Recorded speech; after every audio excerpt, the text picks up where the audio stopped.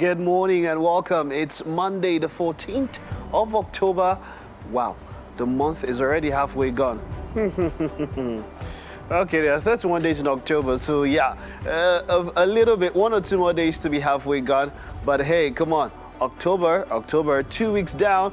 Well, we've got another 2 weeks plus to go. We're ensuring that we will keep you through the month, through the day, through the week, and through the rest of the month. Just keep staying tuned to your numero uno breakfast show, Wake Up Nigeria. My name is Mike Messikeno. We have a whole lot in store for you this morning, of course. But just before I get into that, how was your weekend? You can let us know on our social media handles at TVC Entertainment _. That's the handle. Use the hashtag Wake Up Nigeria on TVC for engagement and, of course, interaction. Now, if you want to watch the show live, if you are on the go, you can use our app, which is available on the Apple iOS store and, of course, the Google Play Store. You can also watch us on our website. It's tvcentertainment.tv/live stream. And then, of course, you can do that via YouTube. TVC Entertainment, that's the handle where you can catch us.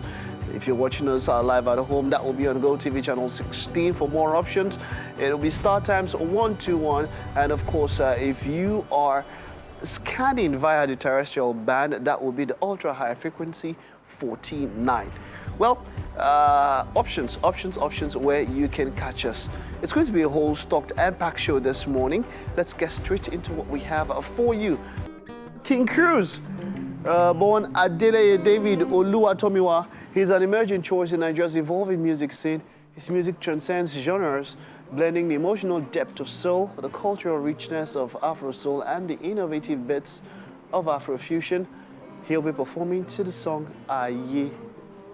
And for motivation this morning, Oluwatobi Ali, a powerhouse in business and personal transformation. He is an international award-winning capacity development trainer and a revolutionary speaker and Destiny Codes coach.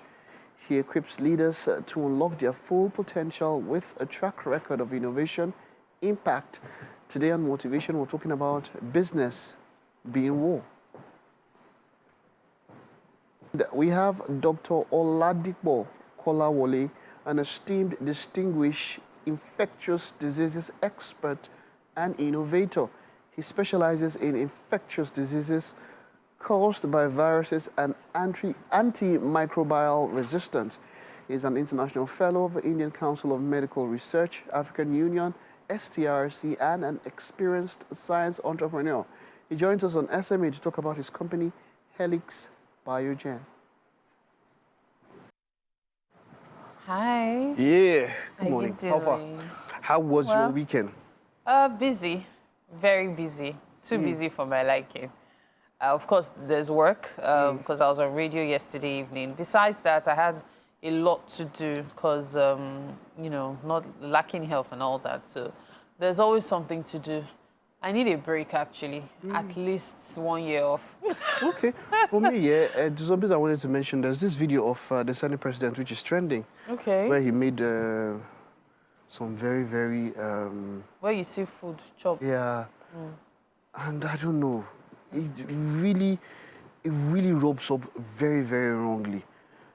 I would quite say, I mean, there's a little bit of disappointment. It's called the Hallowed Chambers for a reason, yeah? That video has been trending. I mean, people have been talking about it all over weekend. And making fun or making light of situations of things as they are, I don't think is the best thing to do, you know, in that kind of way. And this is not the first time. There's a precedent of the Senate president making this sort of remarks. And I feel it's unbecoming of someone of that status or of that capacity and that office to make such remarks.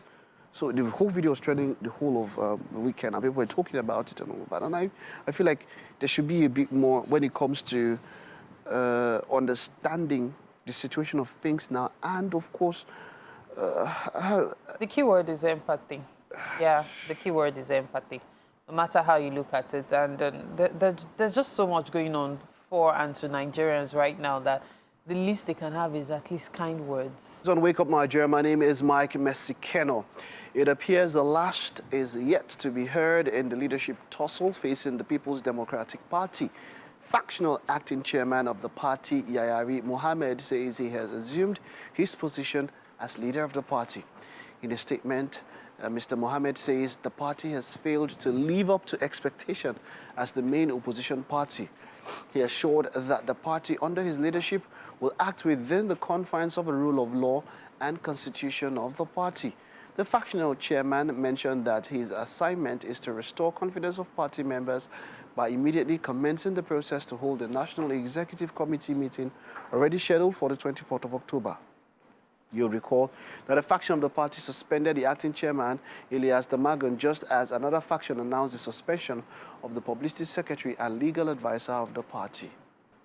Now, more than 60 persons have been injured in a drone strike targeting the Beni Yamina region of northern Israel. In a statement, Volunteer Emergency Response Organization said some of the victims were severely wounded. Hezbollah has claimed responsibility for the attack, which is said targeted a training camp of Israeli Defense Forces. Israeli Prime Minister Benjamin Netanyahu asked the United Nations to move peacekeepers deployed to South Lebanon out of harm's way. The Prime Minister insists the peacekeepers were used as human shields by Hezbollah. A 5th UN interim force in Lebanon was wounded by gunfire on Saturday. And the update on the Super Eagles, Victor Boniface just dropped a tweet saying that they've been there for almost 13 hours without food, without access to internet, and hostility from the Libyan government and Libyan authorities. Hopefully something is done and CAF steps into the matter and we have a resolution of the imbroglio that is surrounding the national team of Nigeria. Now that's it on sports and news for now. We'll take a time out. Stay with us. We'll be back in a bit. Yeah. Good morning, Titi. Good morning. How you doing? You know, a number of things have been trending over the weekend. It was actually quite difficult to pick from the potpourri of suggestions as to what we should talk about today. However, this morning, we're going to start off with the robot maid. I wonder if you know about the robot maid. Like, have you heard about it? So basically, a robot has been created to cost between $20,000 to $30,000. Small money, small money. I can imagine so many people doing the calculation in their head Small money. now. And it's supposed to help you with your chores. Yeah. So, and not just your chores, it will also help babysit. Yes. Now, the question this morning is, I would really like to have your feedback, hashtag Wake Up Nigeria on TVC, is, would you let a robot babysit your child? That's the big question this morning. I feel like, you know, the future is already here. I feel like it's an eventuality. It's something that's gonna happen. How soon we let it happen is now the same way people didn't trust credit cards or debit cards because they're like... Still don't. Some people still don't. So there's some people that still don't understand why they should have a cell phone with them that has a flat screen, why they shouldn't have buttons on their phone. We're advancing little by little, and this is a major leap forward. A robot doing things for us. A lot of machines in factories are already doing things that human beings were doing. Yeah. You know, filling up cartons and sellotaping things and sanitizing things. So eventually it's probably going to happen, Mary. I think we just need to get with the program. I wonder what Mike thinks. When someone thinks about it, the iRobot is a bit scary. Yeah. Because you're going past its handling duties. You're going past it. You're now going to the point of interaction with human life. Yeah. And it's a very, very scary proposition, depending on how it is to be handled. Are we going to accept it? I don't know. Mark Zuckerberg came up with the metaverse. It didn't catch on as much as it was expected to catch on, even though we still think that moving forward it might catch on. But there was a lot of investment into it, and people didn't just buy the idea of the virtual headset and key into it. Yeah. So there's sometimes when some innovations are keyed into fully. What did Elon Musk do? There was a self-driving car that now doesn't have a pedal. And it's that time, if you take your Tesla, you still have a pedal. Some kind of control. You still have the option between automated driving and this one, so you can switch.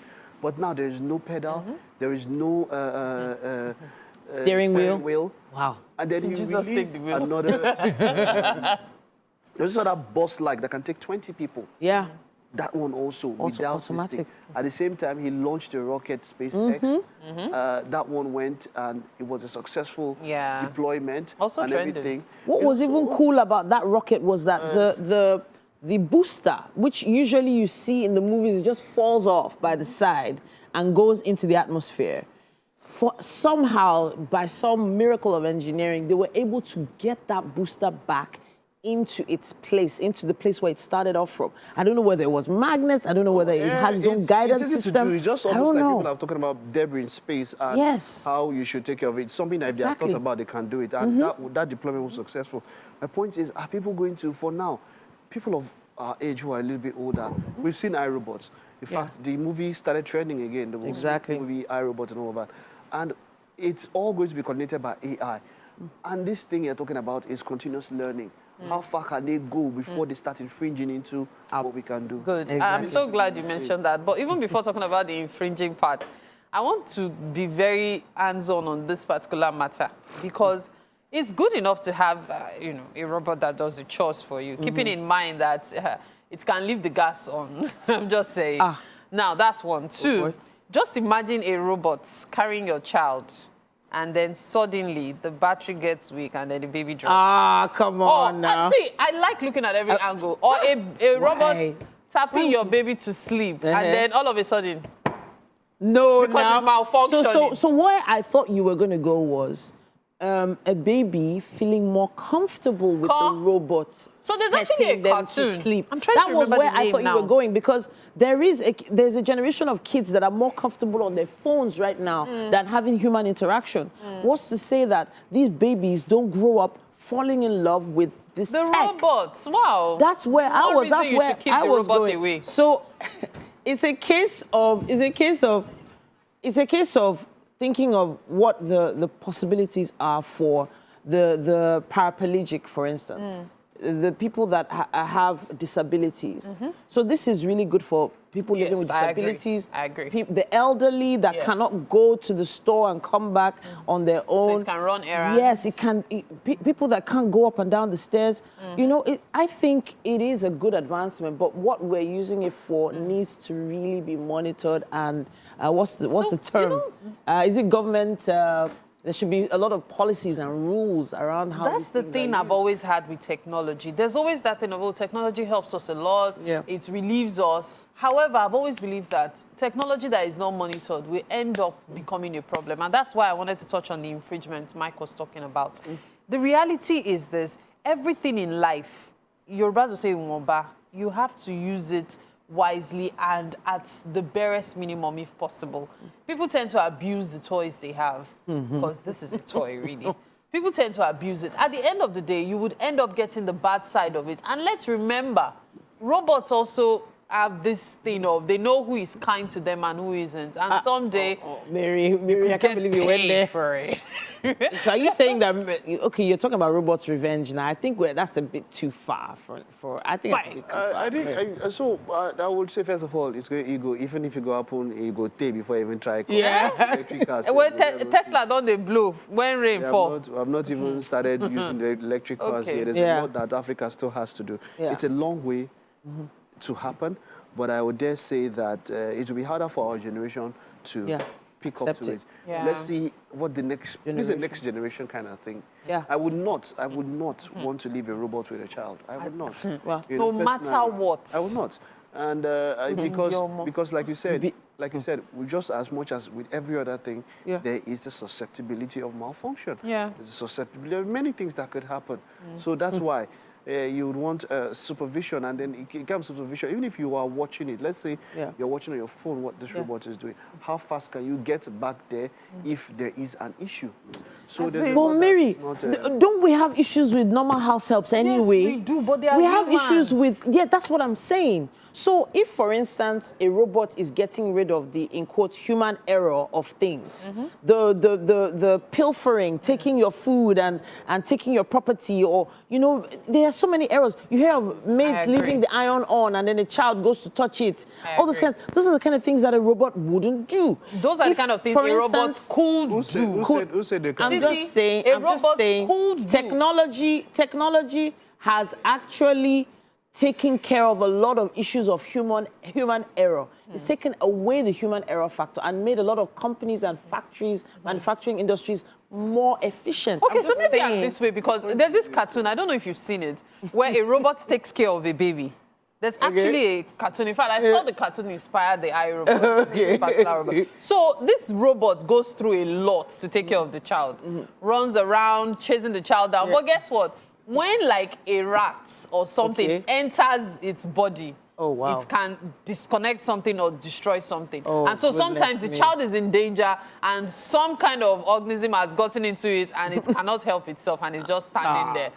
These things happen. It's a robot. Yes, there's human error. Let's be realistic. Many of these employed staff, they are some kind of way. And then there are those that maltreat your child or those that, yes, as you said, pilfer stuff or even do crazy things. However, I would sooner resign and take care of my children than offer them up to the altar of a robot. I thought you were going to go. I don't know why I'm just assuming where Mary is going to go with. So Trying to be futuristic, the same robot you're talking about can be hacked. The same way your phone is hacked. See, So look at the baby rockers, for instance. Look at those baby rocker chairs. Yeah. When we had rocker chairs, now you had to actually use your hand to rock the chair.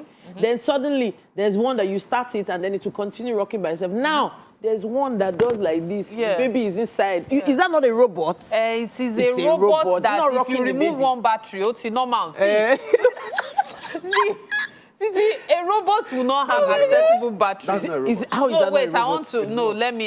If the baby let me cries, at least it will activate By the, again. robot, by the definition of a robot, doesn't have intelligence. It can't make decisions by itself. It makes decisions Which whenever the decision? baby cries. That's not a. That's what I'm that's not a saying. robot. My It's point is that as much as you want to talk intelligence, about, even if you want to talk about even error, and if you want to look about it, the robots are even more susceptible to error. The same way your phones have been hacked by people. As in- People can do so. That one is not even.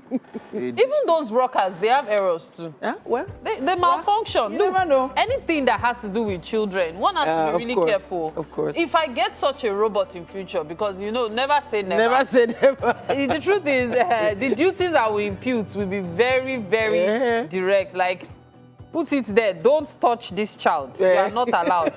Don't touch the gas. You are not allowed. Come on, malfunction. Oh my God. Don't do this. Don't do that. By the time that robot, if it ever comes close to you, by that time you cannot give birth to another child. Yeah, wow. Yeah. There will be machines giving birth to children for But boy, us. you rude, gone. Exactly. We'll get a robot for that. Let's take a break. You're Yeah, watching a Wake Up robot to give Nigeria. birth. Yes. Welcome back. Let's take a quick look at what's happening on the covers of the dailies this morning. We have Mike Messikeno here on this with me. Yep. Let's start with the Nation newspaper, shall we? Yep. Major headline, PDP crisis. Factional chairman defies court order, resumes. Yes, okay. It also says, I have started preparation for October 24th NEC meeting.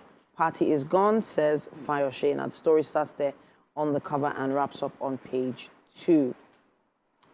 It also says here, 34 fighter jets coming to join terrorism battle. Arrival begins Q1 next year. Train crushes man, 50 to death in Lagos. Page 8 has more on that. Troops destroy another 37 illegal refineries. And right at the top, it says here, Sanwo-Olu is the first passenger as Red Rail line rolls off. Page 7 has more on that. We're seeing massive demand, investment in CNG. And the NDLEA intercepts 22.7 billion naira worth of drugs in Lagos and Rivers State. That's what we have on the cover of the Nation. All right, let me just check out the Punch. Nothing stands out for me from the Nation. Import duty FG may ground 60 private jets today. Oh, top bank chairman, business moguls affected. NAMA gets list of affected planes. That's quite something, yeah. And FG Italy finalized talks on 34 new fighter jets. Okay, that is quite something. The picture story here, I think, should be of the one people that have private jets. Because the way it's looking. So they're coming out of a jet because there's no description there on the picture story. I'm trying to, okay. Photos of Kotsi, Nigeria Air Force. That's Kotsi NAF. Yes. So yes, that's it. Concerning the fighter jets, I guess that's what this is all about. Cooking gas price jumps to 1,500 per kg. How far? That's, 1.5. Okay, so that's if many you are doing kg in the 5 average? kg, 5 kg is 7.5. 7.5. 10 kg. 6 kg would be 9. 6 kg would be 9, of course. That's quite something. That's quite something, you know. It is. That's quite something. NDLEA nabbed Thailand returning with 3 billion naira drugs. Whoa, 3 that's a billion lot. more. Interesting. That's a lot. How many people want to eat or take that kind of drug? You want to kill somebody. Obaseki Okpebolo's transition panels discuss handover today. Above the flag or beside the flag of the paper, God never planned suffering for Nigerians, Obasanjo. Oh. And If only he was the president. Dangote meets marketers Tuesday over new petrol price. This price, okay. We know we're over. The meeting is happening. The meeting is happening. Economics behind the price, and if you are going to buy crude, now there's talk that a number of the crude that being used to petrol was bought in dollars. yeah, sure. And which is why now the crude is going to be sold in naira. I don't know why it was even ever bought in dollars. How do you strengthen the naira? I'm trying to see how the landing cost will be out. That's the landing cost of when you import and the jobs and all of that. The transportation cost will be out. It's reduced. I don't know if it's is it all the way when out? you're importing. I mean, we are talking about whether now when I say So it's from out, Lagos to the destination in Nigeria, that one is was still normal. there. That was normal. I'm talking about when you're importing. Sure. I mean, over the sea, that transportation cost is out. So whether you're getting from here or not, that's part of moving the trailers is a constant. Now they're moving from Lekki, it's about 2-hour drive into mainland Lagos, and then of course into other parts, which is why it's so. You know, I'm trying to look at the economics. If it's sold in naira, we are the ones producing the oil. It's being sold in naira, and it's being sold back to us. I'm trying to see how it makes sense that it is higher than how it was, even if there is no subsidy. You know. So let us wait until we hear see the verdict. deliberations from that particular meeting, and then we know what's happening. Benin and Togo owe Nigeria $5.7 million electricity debt. Wow. Did they owe us? Interesting. Wow. But I heard that those people have more lights than us, and now they give them. Benin and Togo. Okay. PDP crisis, Damago camp, anti-Wike governors may clash today. And I would say that a democracy is vibrant when there is a strong opposition. It is part of democracy. It is why, and it's sad that there is no opposition, you know, that the opposition find themselves in this. That's why it's democracy. That's why it's democracy. So this has gone on too long, and why the PDP, of course, at the moment are incapacitated to a large extent. We saw what's been happening in Rivers State. That is funny, and you know, there's just a lot. You cannot be. Governance should be the point. I mean, how many years now? It's getting to 2 years now for governance, and they've spent more time fighting amongst themselves, trying to secure ground, as it were, rather than govern. So. Seems like I've lost the battery on my device here, Mike. It's all yours. When they tell you, say, maybe battery, not charger. No, you have your charger. Wow, Mike. Let's head to Tribune here. This is still the PDP crisis. Why Damagun should go, Bode George. And PDP blast Fubara says he rejected offer to control river structure. What are your thoughts on the whole River State imbroglio, as it were? I don't know, I've used that word twice now. It's, you know. So there are more questions than answers at this point. No, I think and it's just definitely something that we're going to be watching and monitoring because, you know what, I'm going to leave that particular topic for now because I know that there was another one you were focused on. Yeah, there's something here. Titi left it. All right, Nigerians go for lower quality goods as inflation and devaluation fuel prices escalate cost of living. Now that was it. Companies record high values but low volume of sales. So the point is, substandard quality goods.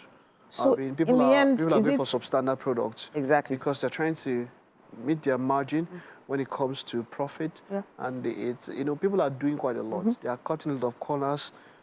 And it's all down to the quality of what is being. And some people might feel like they're not affected by this, even if they can afford to buy. Let's just even think of something like that's luxury, like celebratory cakes, for instance. These bakers, the ingredients they add to cakes, the quality of the butter, the quality of the sugar, the standard of products they were using to put these things together is gradually reducing.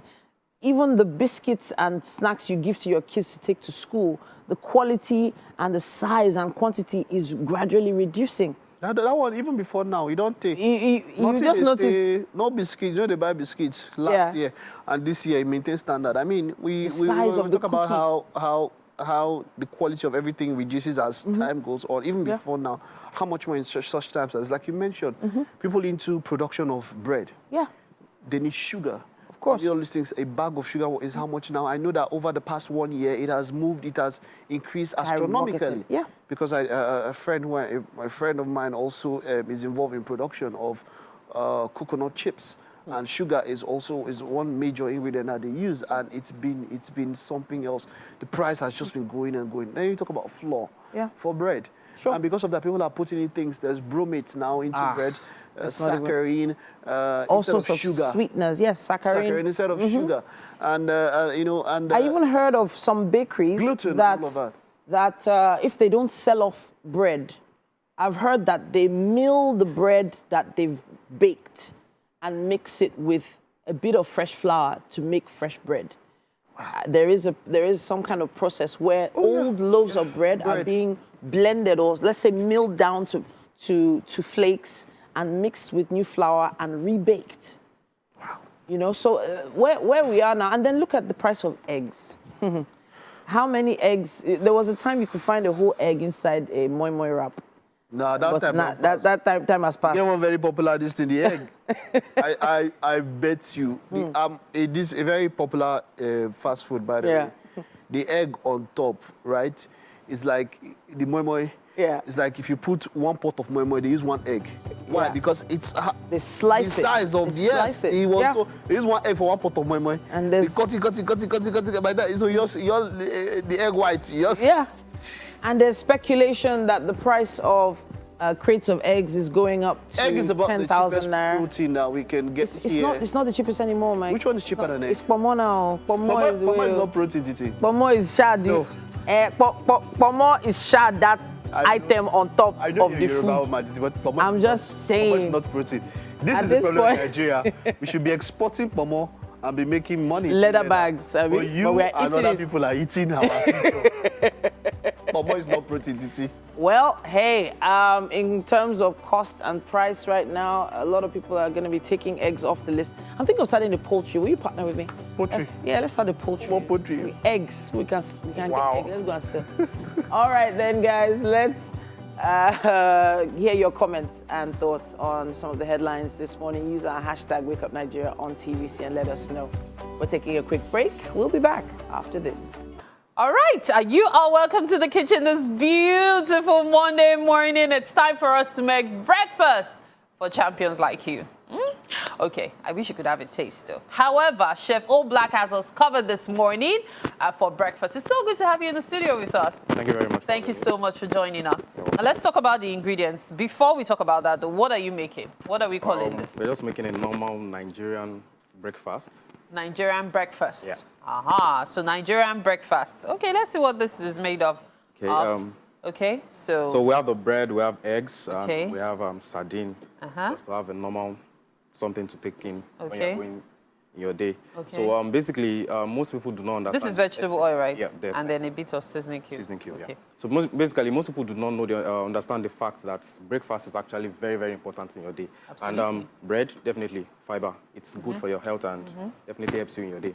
So with this, you are good to go and You might not even remember to have lunch. So, you know, you started with a Nigerian breakfast. So, but a Nigerian breakfast today, let's remove these ones. And then we'll take half of this out. Okay. Because I can imagine someone watching now saying a typical Nigerian breakfast. And you're going to look at jelly. But really, let's get started. What's the process like? So what we just need to just do is get our eggs ready. Okay. And add our sardine inside so that it speeds up the process and we fry. And definitely you can have it with your bread, either plain or toasted. Okay, so we'll do plain and toasted because I like to experiment. Definitely. But if I want to check out some of your meals and all, I'm sure I can check your Instagram. Definitely. Can you tell me your Instagram? At Chef Black. At Chef Black, just one word like that, at Chef Black. Nice, okay. So let's start off with the process. What's the first thing you're doing? So we mix our eggs together. Okay, so let's do that. Whisking the eggs together. This is going to be really easy. Regular Nigerian breakfast. Almost everybody knows how to, put this together and get ready to get on the road for your grind. Okay. I've never done that with seasoning cube before. I've learned so many things in this kitchen. So you break it using... The one I actually did for a long time was just throwing the seasoning cube into your meal and then allowing it to dissolve itself. Most of those seasoning cubes might not dissolve, and you end up having an egg that is having salt or... Yeah, I think you're about to have salt too, because I'm seeing one. There's a particular chunk. You see it soon, don't worry. Whoever gets it will be all right. But really, okay. All right. And then we put in the sardines. Okay. So, normally I wouldn't do this, but then of course there are different processes. Exactly. I'll fry my eggs, then put in the sardines separately. So it's dependent on your preference. However, this could also be a way you've never thought of, because that's one thing I realized about being in the kitchen in Wake Up Nigeria is the process you've never thought of is what somebody might do in the kitchen, and it might just make you feel like, why haven't I done it this way? So if you've never tried it this way, it might be a good, if not better way to have your eggs and sardine, all right? Okay, so what are you doing? Are you going to make fried egg with bread, or you're going to toast the bread as well, or we are doing all of it? We're doing everything. We're doing everything, okay. So this is the vegetable oil. So we're going to fry, right? Which one are we doing first? Frying the eggs. Okay. There you go. Is that oil enough? Yeah, it's okay. Because some people like their eggs to be really... Then I like the fact that this breakfast is relatable, because the reality is, at the moment, most people are doing without things like pepper, tomatoes, because they're quite pricey, aren't they? So this is something you can actually do, and it will still taste really nice. So we're going to scramble the eggs, or how are we making the eggs? Scrambled or just regular? Anyway, that is actually making sense for us. What did you say? Anyway. Anyway, okay. Yeah. So he's he's basically doing street style food today. So you could have your own preference featuring on Chef Black's menu today, okay? So he's doing all kinds this morning, like all kinds of styles, so to speak. So we'll do fried bread, we'll do plain bread, we're going to fry the eggs as well. We'll also scramble maybe some of them. Let's see how this pans out eventually. So the oil, is it hot enough? Yeah, not yet. Not yet. Okay, just a little more. Now, there are other things you can do to create this Nigerian breakfast. Definitely. Especially the way Nigerians like it. What are the other things you could put into it? Apart from the normal veggies that you can actually have, basically a lot of people still like other things. Some people like sunny side eggs. You don't necessarily need to, we want to avoid oil. Okay. Definitely make sunny side to go with the bread. And you can actually just have a club sandwich. You can get vegetables like lettuce and tomatoes and filling into your bread. And you enjoy your day like that as well too. Now, many Nigerians don't like sunny side. Definitely, because of the yolk. Because of the yolk. Yeah. However, there are other ways to make sunny side. For those of us, there's the Nigerian, we are talking about the Nigerian type now. Yeah. There's the Nigerian way of making it. I flip the egg over. If the person does not like the yolk, you can flip it over. Yeah. Some other, if you put much pressure on the eggs and make it stay a bit longer, it gets done. So those are just like the two basic ways that you can actually get it done. As a Nigerian, we don't eat raw food. Maybe that's why we are healthy, basically. But really, we try as much as possible to ensure that our meals are cooked thoroughly. Okay, I think it's hot now. Okay. So remember, you can also put in your onions, your pepper, your tomatoes, just the way you like it. That works as well, okay? All right. So, now this looks yummy, doesn't it? Definitely. It's not even cooked yet. I love colors. And you know, sometimes some dishes don't even require extra colors. Yeah, definitely. Just this white, yellowish thing, and then, of course, the fish. It just makes you hungry already. Yeah. And I can feel it rumble in my tummy. Almost Do we done. have to wait till the end of the show for breakfast? I'm wondering. Well, that looks amazing. Okay, so now, do you know, these days people are experimenting a lot with food. Yeah. And so one of those experimentation for me has to do with maybe ditching bread, for example, and using something else like maybe some kind of vegetables for wraps like the Koreans do. Do you think that would work for this? It could work, but I feel a lot of people in this country do not like vegetables. That is what I've actually gathered over time. There was a time I made club sandwich for someone, and the person was like, "What's all this? I don't like eating raw tomatoes." Yeah, take out the vegetables. And you know, basically, the Asian people, most especially, they like eating all these things, all these greens and stuff. But we do not like it at this part of the world, which is one of the things why it's quite difficult to recommend a twist of food for most people in this country. They just want it the way they want it. They want it to be exactly. Well, me, I like the twist of food because I'm very, very, very adventurous when it comes to food. So I guess it's a case of to each his own. We'll finish up with the cooking and keep our fingers crossed as we await our guests at the end of the show. Right now, however, we've reached the top of the hour. You're watching Wake Up Nigeria. Just stay with us. We'll be right back. Welcome to the second lap of Wake Up Nigeria. It's been 1 hour. We've had quite a lot to do in the first hour, and it's time now for the second hour. Welcome to the show. If you are just joining us, well, the show is Wake Up Nigeria. My name is Mike Mexicano, and we have a whole lot still in store for you in 45 minutes. You don't want to miss all of that. Now use the hashtag Wake Up Nigeria on TVC across social media platforms to be a part of the show. Use the hashtag Wake Up Nigeria on TVC for interaction and, of course, engagement. You can watch us via our app, also online. That's our website, tvcentertainment.tv/live stream, and also anywhere that you can catch us, and on YouTube, TVC Entertainment. That's the handle where you can check us out. Of course, there's been stuff happening in the kitchen. Mary, how far? What's been happening in the kitchen there? How far have we been doing there in the kitchen? Please come Chef, back. please come. Please come. Woo! Let's go. All right, so the cooking process is ongoing. Of course, we are currently doing our fry bread because we're trying to make it as Nigerian as possible. So you keep your fingers for that. Now, there's going to be a surprise twist coming up.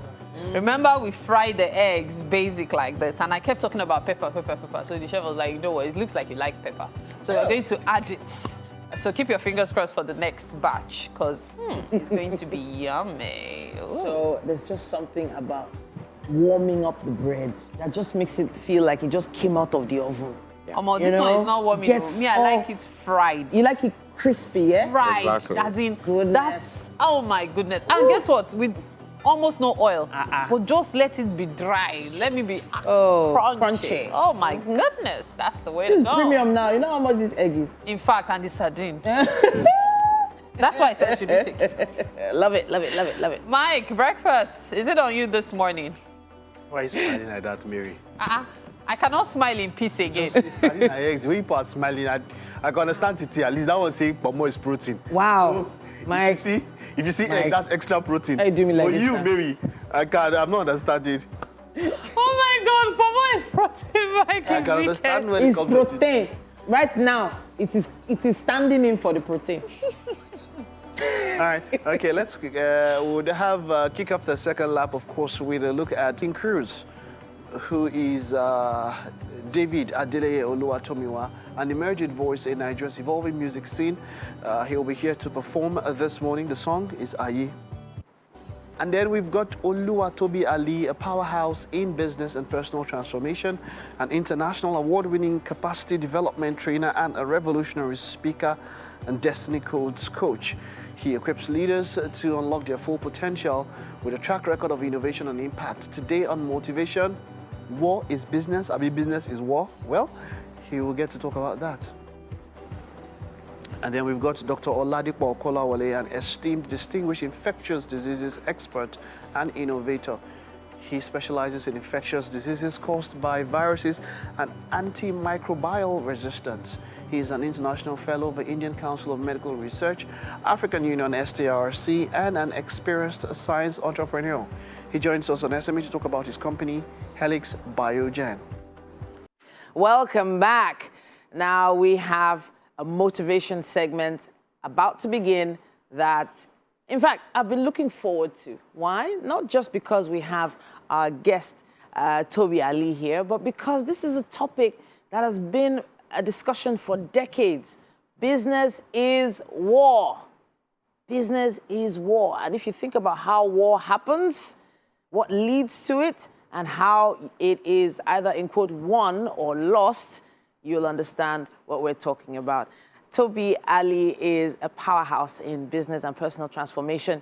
He's an international award-winning capacity development trainer and a revolutionary speaker. He is also, he's been equipping leaders to unlock their full potential with a track record of innovation and impact. Today, as I said already, we're talking about the fact that business is war. It's great to have you back in the studio, Toby. Always a pleasure. Always a pleasure. Thank you for having me.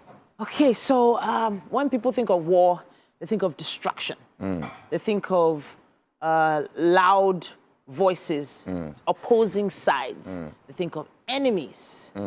And when we like to think of business, we like to think of prosperity. We like to think of Private money, jets. growth, Banks. private jets, exactly. So how does this even correlate? Where does the line begin to fade? Okay, so it's interesting to note that one of the most common buzzwords that is used in business is strategy. And strategy is gotten from the Greek word that means strategy, which actually means the art of war of the general. So in essence, a lot of the concepts that we have in business is actually gotten from war. And whether you like it or not, there's a kind of mentality you must have that if you don't even understand that business itself involves similar tactics and ideologies of war, then you just go into business thinking all will be rosy, and at the end of the day, you become a casualty. So it's important for people to understand, and some of those concepts about war, which you must have in business, is what we want to be sharing this morning. So, okay, so strategies Yes. for war. You think of the general who has his troops, has, placed them in strategic places. Exactly. Knows when he wants to strike, when to pull back. Exactly. How do we begin when it comes to adding those kind of strategies Into to our business? So the first thing we need to understand is accept that business is war. Okay. There's a kind of mentality you must have in business. There's this guy I love, Sun Tzu. He's one of the, he's one of the greatest generals in war. Art of War is a book, any business person should read. And he says something. He says that a victorious warrior wins before battle, but a defeated warrior goes into battle hoping to win.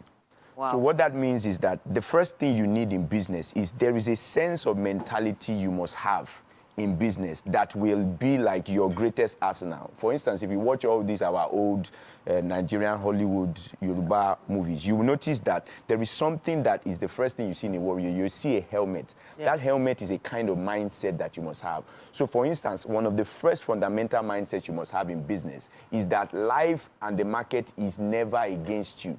It is always for you. Okay.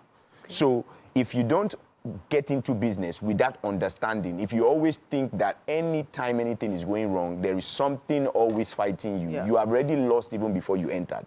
Another important mentality to have is this.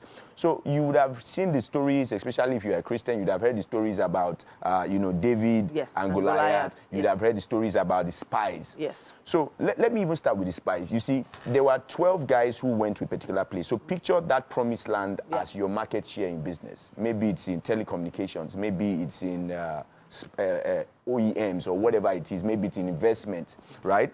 And they saw giants. They said it was a land flowing with milk and honey, and they saw giants. Some people saw giants and said, we are not able to win. Some people saw it and saw it as an opportunity. Yes. Now, the best mindset to have is the land must really be flowing with milk and honey for it to be able to feed and breed giants. So it means that land has enough space for me to be able to make whatever I want to make. Sure. So if you are in an industry that you find yourself where you see there are big giants in that industry, the first mentality you need to have is that the fact that that industry could create those giants, it means there's enough room for me. So if you enter that industry with, oh, these ones are too big, I can't win.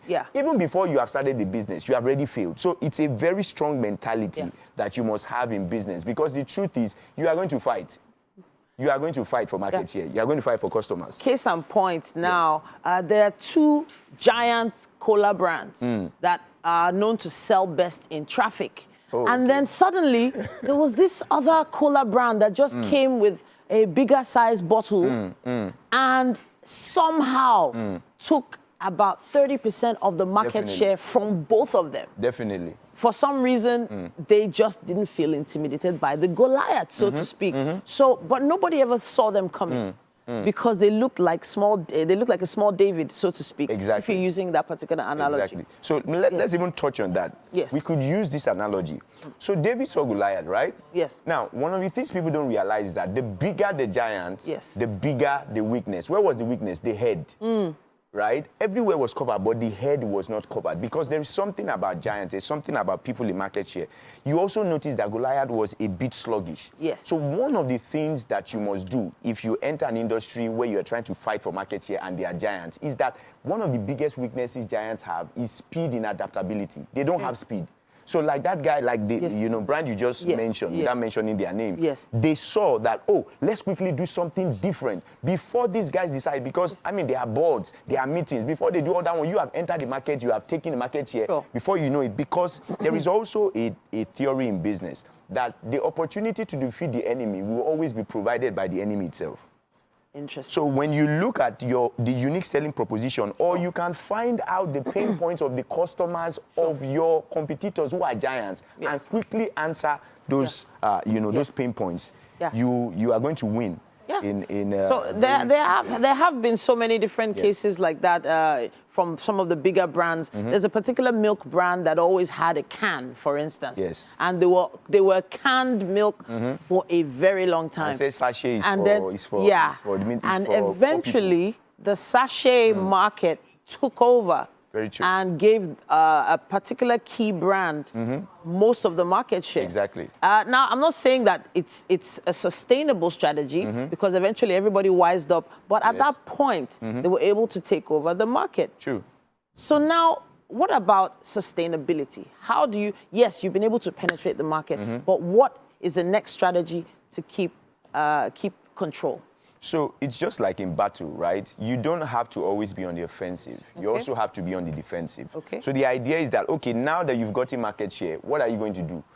Ensure that you give your customers the best service. Ensure that you also are aware of what your competitors are doing and you can do it better. Because there's also a saying by, that wise guy. He said, if you know your enemy and you know yourself, you need not worry about the outcome of 1,000 battles. You also have to keep evolving. If we even go back to, what we shared last week about FAIL, the acronym, you have to adapt, you have to innovate. So, and most importantly, the most important people in the marketplace are your customers. So as long as you are serving them well and you are meeting their needs, no matter how big the giants are roaring, they will always be loyal to you.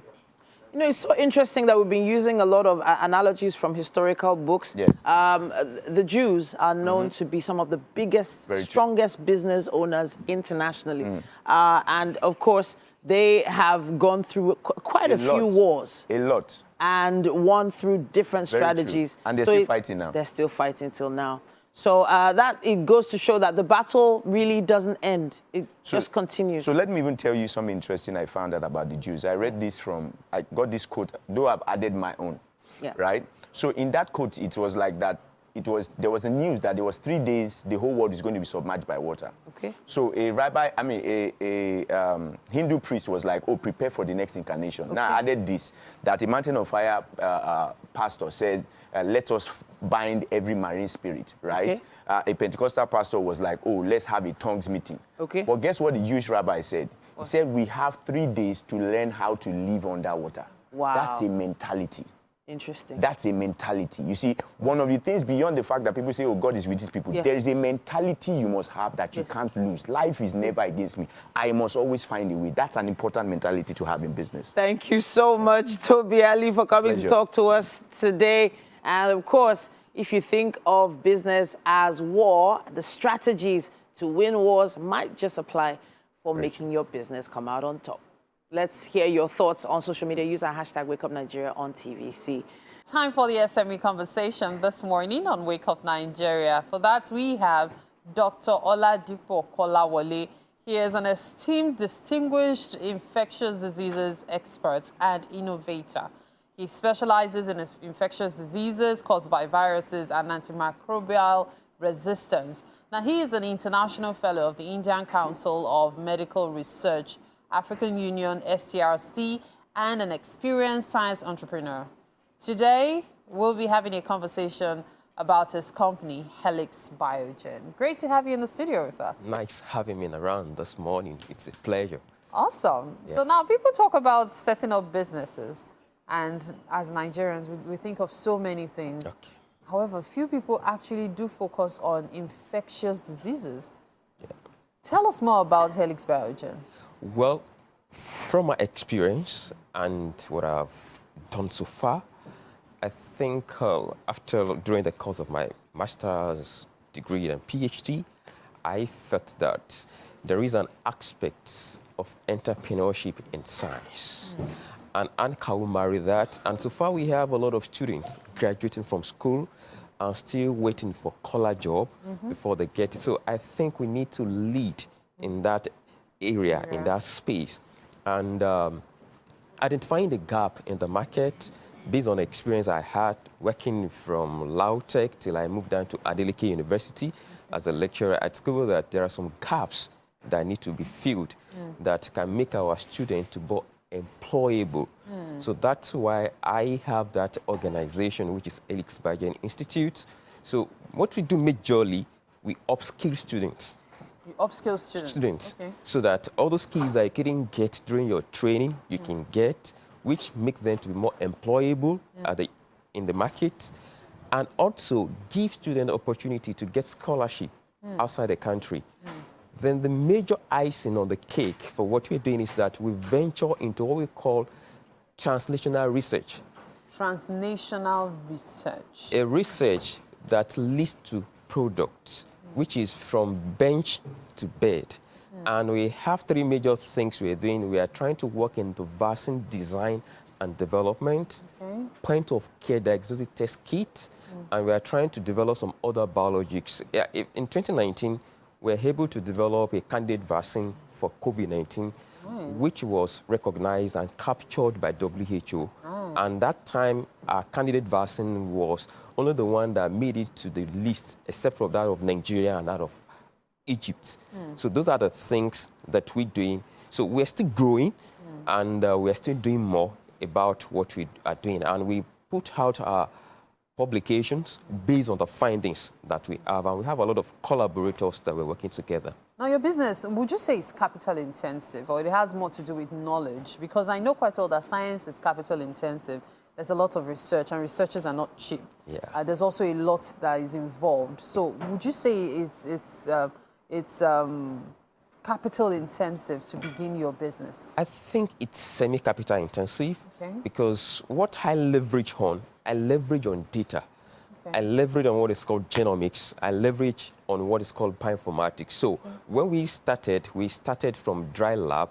Now we have moved to wet lab. We have some other equipment we are moving with, and we are still working on some other certifications to make us work at international par with some others. So, but what we do, I just believe that when I have the idea, I should move ahead with it. Although on the course of these 5 years journey, we have been able to attract an investor from Spain, none of it from Africa, from Spain, based on the work we are doing on NTDs, that is neglected tropical diseases. We are trying to develop what we call point-of-care diagnostic test kit. That's like a test strip that is used for pregnancy, because we are looking at our context in Africa, that if I have to diagnose people in the village, there's no electricity, there's no internet, then personnel. So can I develop something that is small, that a non-medical personnel can quickly use to diagnose, like pregnancy test kits? You don't need to go to school to know that it's positive, so that when we screen that out,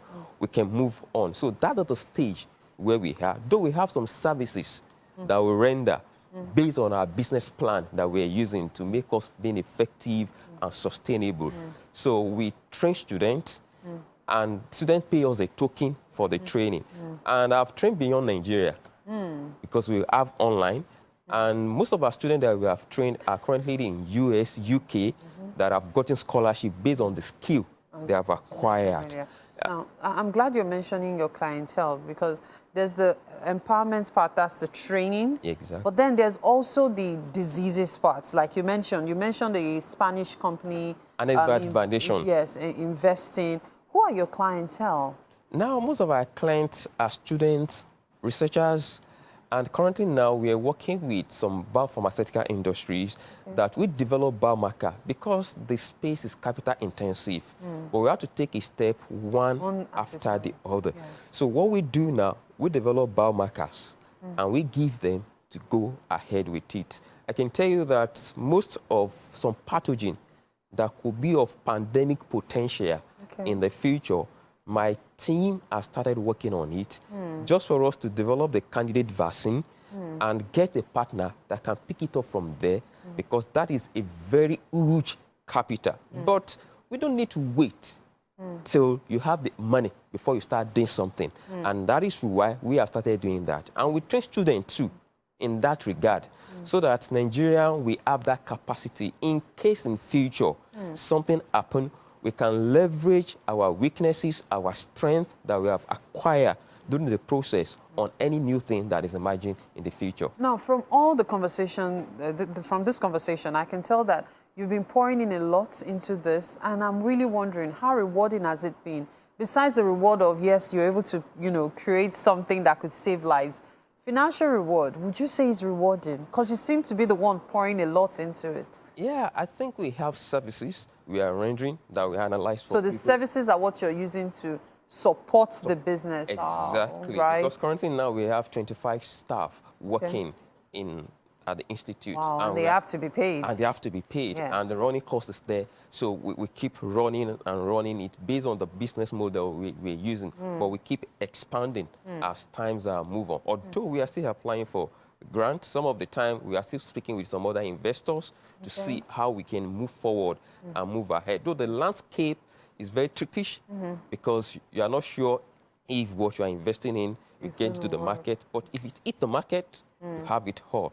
And that is what we're doing. So at the moment, you're still hoping that something you do will hit the market. Or has anything you've done hit the market yet? Nothing yet, because in biologics, it has a process. Yeah. You have to go to preclinical trial, go to clinical trial before you get into the market. And you have to go through all the certifications, regulatory body certifying you before you move into it. But the most important thing we are doing now is that we are developing biomarkers for big pharmaceutical companies rather, so that they can take it up from there and move on. Pending the time, we also have the financial strength in doing what they are doing. Okay, so now that takes me to the issue of partnering. Okay. Now, you've mentioned the fact, again, I would make reference to the Spanish company. But then locally, has there been no support from the government? Well, for now, I have not really explored it for now, because the way we work, it's very, very trickish. And what I mean trickish is means that majority of people don't invest in things like this. They're always scared. But for us, we were encouraged when Anesvat Foundation came in to support us. And at that time, it was called for West Africa. And we have two companies from Nigeria, which we were one of them that we supported. And even now, on that vaccine I'm talking about, we have Unizima that have signed MOU with us, and they also have signed MOU with federal government, Ministry of Health. But we have been working together. I have some other pharmaceutical industry from US again that we've been working together also on biomarker. But one thing I'm very sure. You know, I know you have a lot to share with us regarding this, and I must say that what you do is very impressive. It's, I dare say, it is something that you obviously are passionate about.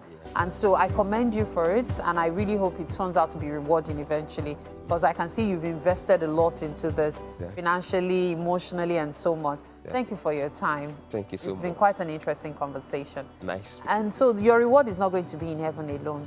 On Wake Up Nigeria this morning, we're going to give you a bit of reward by feeding you breakfast. I hope you came empty. All right, so we head straight to the kitchen now for breakfast. No problem. Thank you so much. Do join me. Yeah.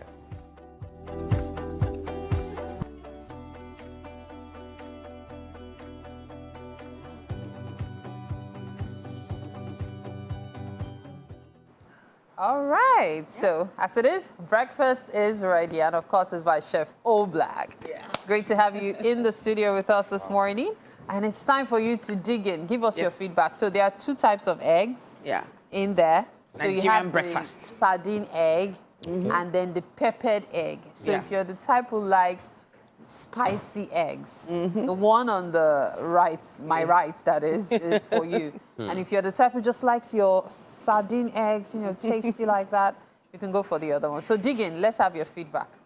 Okay. Go ahead. Let's try to do something. Okay. Let me see which one you go for. I just Of course, everyone goes for the sardines, like, Yeah. Everyone goes for it. because the other one doesn't have sardines. Woo. Yeah. Okay. Yes, There sir. you go. Perfect.